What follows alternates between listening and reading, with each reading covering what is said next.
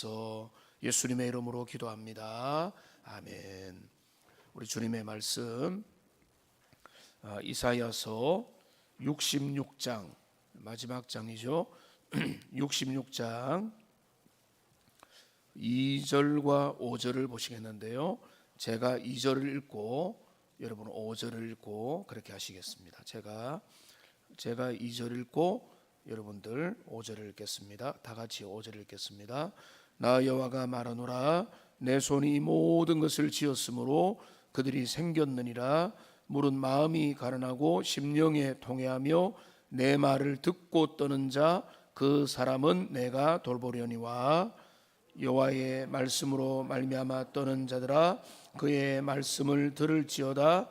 이르시되 너희 형제가 너희를 미워하며 내 이름으로 말미암아 너희를 쫓아내며 이르기를 여호와께서는 영광을 나타내사 너희 기쁨을 우리에게 보이시기를 원하노라 하였으나 그들은 수치를 당하리라 하셨느니라. 아멘.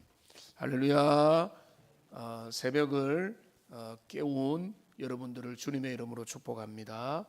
추위를 뚫고 또 여러 가지 이유들을 넘어서서 득세의 첫 번째 자리에 여러분 오셨습니다. 그게 하나님과 함께하는 동행의 첫 출발인 줄로 믿습니다. 오늘 이 말씀을 통해서 우리가 이번에 주제이기도 한 하나님의 말씀 앞에 떠는 자, 그 말씀에 내 마음을 두는 자가 얼마나 하나님이 찾으시는 사람인가라고 하는 그런 차원에서 말씀을 나누겠습니다. 우리가 올해도 여러 가지 소원들을 가지고 있습니다. 여러분 자녀에 대한 소원이 있고 우리 가정에 대한 소원이 있고 내 삶에 대한 소원과 꿈을 가지고 계실 것입니다. 그래서 그런 마음으로 주님을 찾고 기도도 할 건데 여러분 이런 생각을 해보셨습니까? 나는 여러 가지 소원을 가지고 주님을 찾고 있는데 하나님은 과연 누구를 찾으실까? 하나님이 찾고 있는 사람은 어떤 사람이냐? 하나님이 지금도 온 땅을 두루 살피면서 주목하고 기다리는 개인과 공동체는 어떤 사람이냐? 그거를 오늘 우리가 살펴보기를 원합니다. 오늘 본문 이사야 66장은 우리가 아는 대로 이사야서의 마지막 장입니다. 이사야서가 66장 가운데 마지막 대단원의 마무리를 짓는 장인데 이 장엄한 예언을 마치는 이 시점에서 하나님은 의외의 말씀을 하십니다.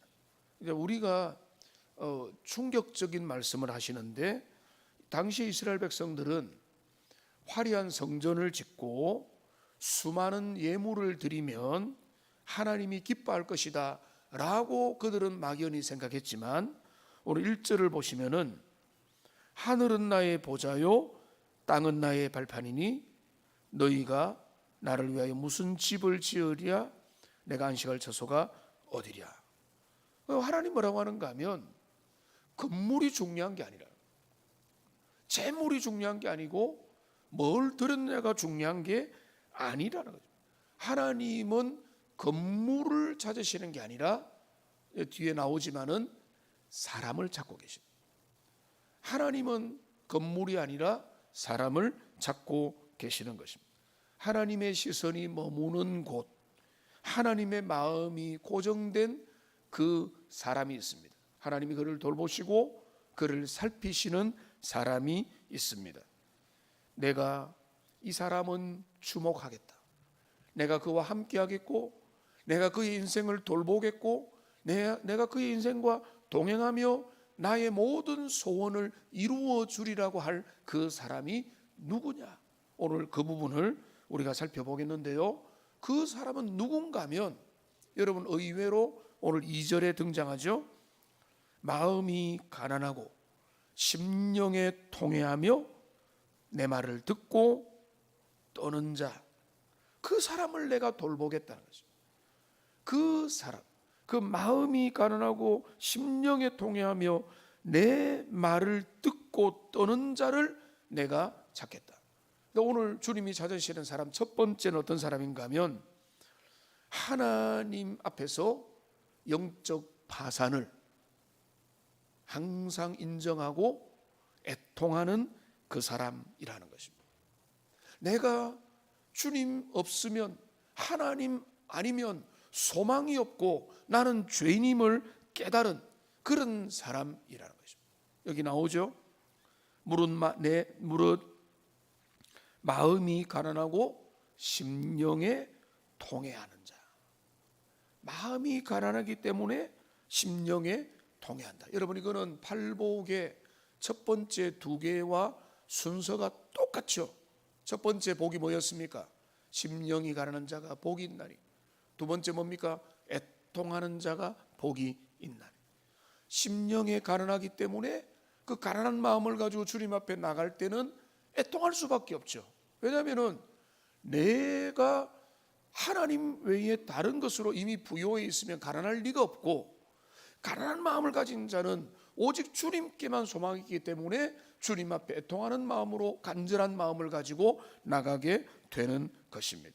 여러분, 여러분 이 땅에서 때로는 부요하고 세상 가운데 많은 것들을 가진 자 같으나 하나님 앞에서 우리가 주님이 주시는 그 가난한 마음, 애통하는 마음, 오늘 이 심령에 통회하며 마음의 영적인 가난함을 가지고 주님 앞에 서는 하나님의 백성들이 되시기를 주님의 이름으로 축복합니다. 그것이 최고의 은혜입니다. 하나님이 주시는 은혜만을 간절히 사모하는, 그러니까 우리가 목마른 사슴이 시냇물을 찾기에 갈급하다.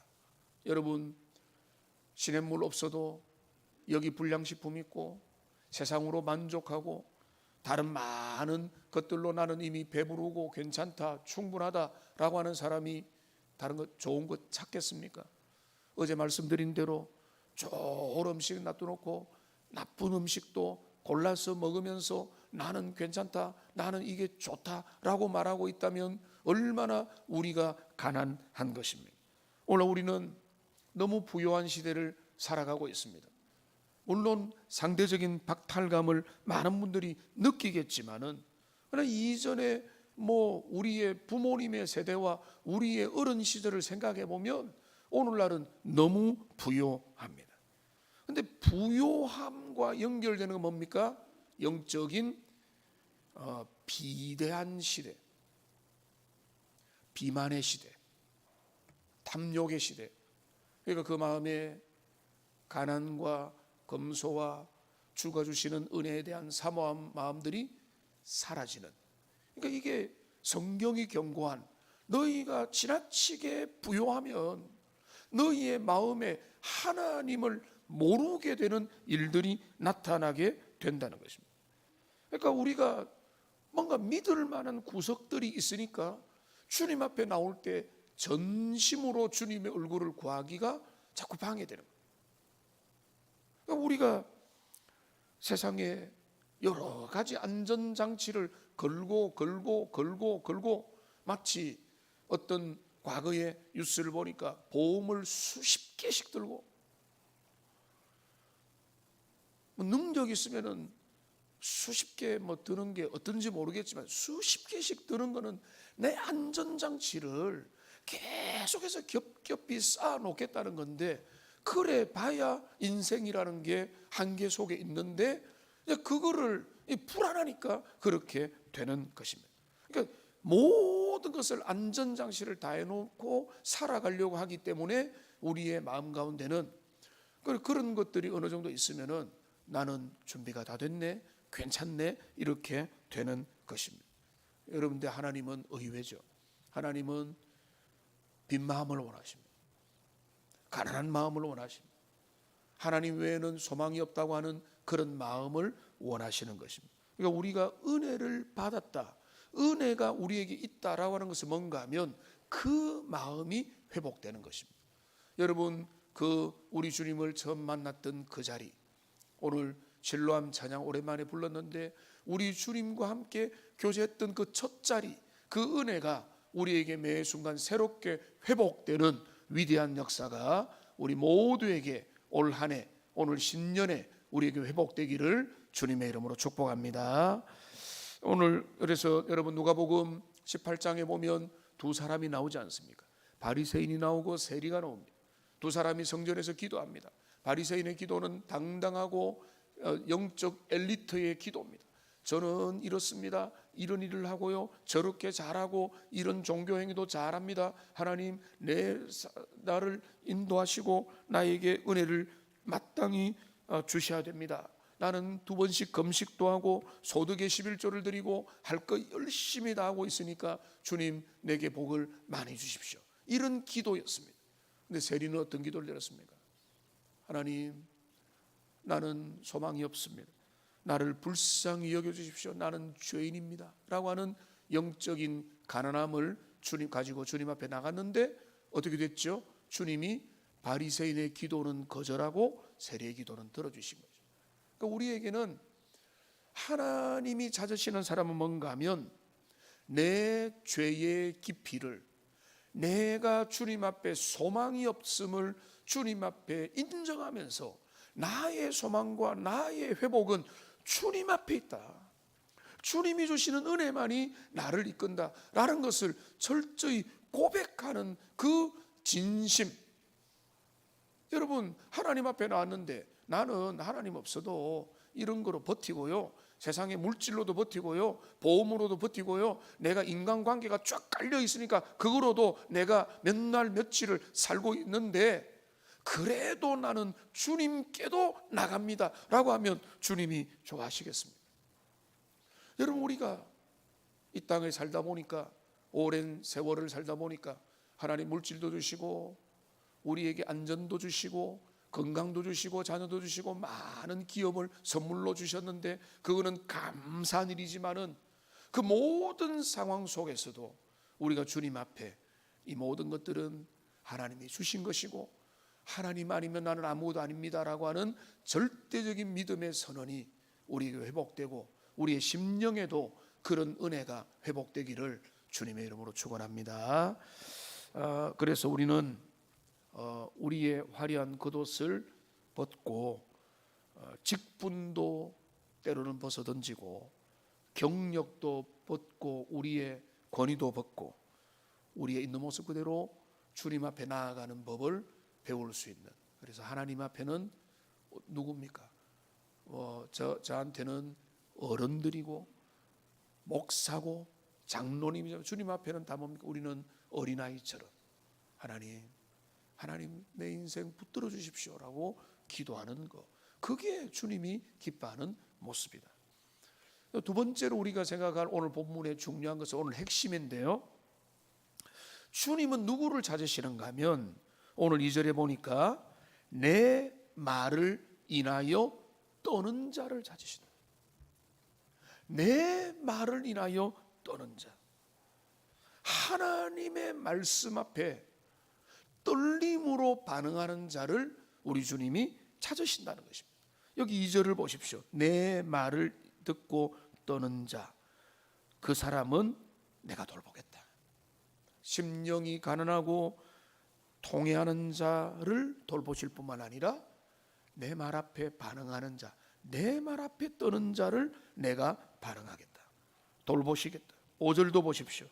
여호와의 말씀으로 말미암아 떠는 자들아 라고 말을 하고 있습니다. 주님이 관심을 가지는 분은 업적을 이루고 명예가 높아졌고 실적을 가지고 위대한 사람이 아니라 그가 젊든 그가 파산을 당했든 그가 나이가 많아서 지금 이미 많은 세상적으로 볼 때는 정점을 지났던 관계가 없습니다.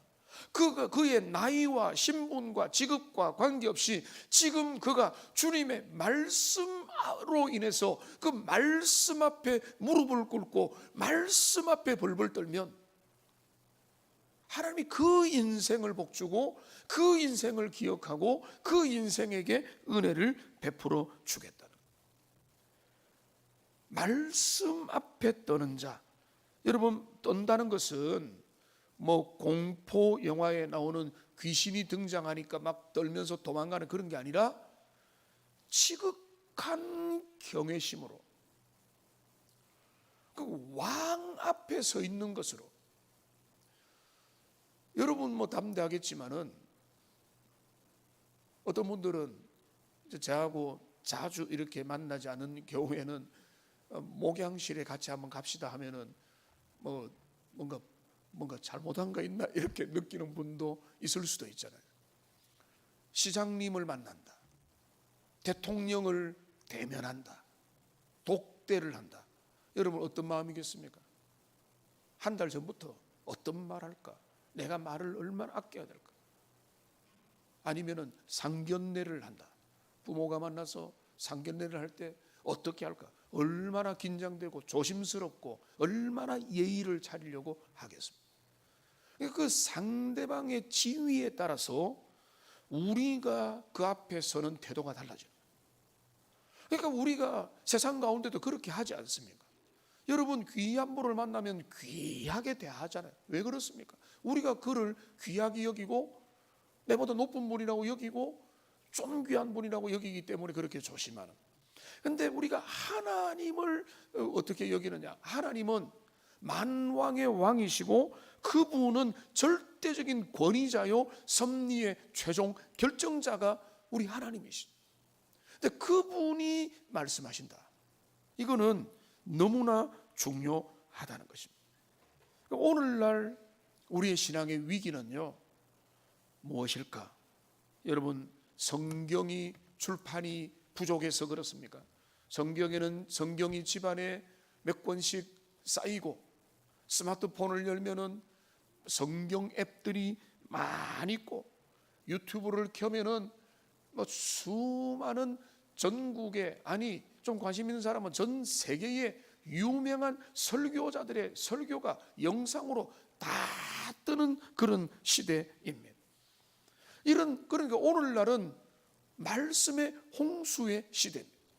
말씀의 기갈인데 홍수에 마실 물이 없다는 말은 뭔가 하면은 그 말씀의 홍수 속에 진정 그 말씀 앞에 내 자신을 복종시키는 그런 일들이 우리에게 더 어려워지고 말씀 쇼핑하듯이 이거 보고 저거 보고 이렇게 저렇게 기웃거리면서 우리의 마음의 중심을 못 찾을 때가 있다는 것입니다.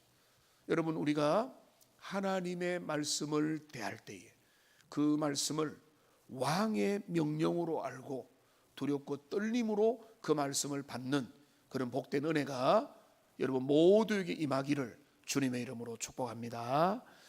저는 여러분이 이미 그런 마음의 자세가 많이 준비가 됐다 이렇게 생각합니다. 왜냐하면 하나님을 진짜 잘 믿는 사람은 그 태도를 가질 수밖에 없거든. 그러니까 존 파이퍼 목사님은 이렇게 말했습니다. 화면에 한번 띄워주시면 우리는 성경을 읽을 때 우주의 창조자께서 지금 나에게 직접 말씀하고 계신다는 사실에 전율해야 된다. 왜냐하면 성경을 펴는 것은 왕의 아련실에 들어가는 것보다 더 떨리는 일이다. 그저 잠언 한 장 읽는 것처럼 세상의 속담집이나 명언집을 읽는 것처럼 그렇게 읽으면 안 되고 거룩한 경외함을 가지고 하나님 오늘도 주님이 주시는 말씀의 세계 속에 나 자신을 겸손하게 부복합니다 라고 하는 그런 태도가 우리에게 너무 필요하다는 것입니다. 여러분 성경에 보면 하나님의 말씀을 인하여 떠는 사람들 이야기가 여러 개 나오는데 그 중에 우선은 요시야입니다. 요시야가 열왕기하 22장에 보면 성전 수리 중에 율법책을 발견합니다. 그런데 서기관이 그 책을 요시야 왕 앞에 낭독했을 때 요시야는 그래 한번 들었다 이렇게 지나가지 않았습니다. 그 열왕기하 22장 11절에 보면은 그는 율법책의 말을 듣자마자 그 말씀 앞에 옷을 찢었습니다. 그 말씀 앞에 그는 떨면서 반응을 한 것입니다. 자신이 그 시대가 그 민족이 말씀대로 살지 못해서 우리에게 모든 일들이 일어났구나라고 하는 그 깊은 깊은 영적인 통찰을 가지고 주님 앞에서 옷과 마음을 찢으면서 주님 앞에 나아갔습니다. 또한 느헤미야 8장에 보면은 에스라 시대에 에스라가 율법책을 펴자 모든 백성이 자리에서 일어나서 그리고 그 말씀을 들을 때 울며 엎드렸다라고 기록하고 있습니다. 말씀 앞에 울며 엎드리는 거, 그게 말씀을 인하여 떠는 자잖아요. 여러분, 하나님의 말씀 앞에 전심으로 반응한 게 최근에 언제입니까? 최근에 언제 그 말씀 앞에 내 자신을 돌아보고 주님 앞에 그 말씀 앞에 나를 반성하고 회개하고 스스로 주님 앞에 돌이키며 주님 앞에 나아갔던 적이 언제입니까? 너무 오래됐습니까? 내 원수를 사랑하라. 그 말씀이 진림이 되어서 내가 미워하고 내 마음에 쌓아놓았던 그 문제에 대하여 주님 앞에 주님 내 마음에 성령의 은혜를 달라고 애통했던 적이 언제입니까?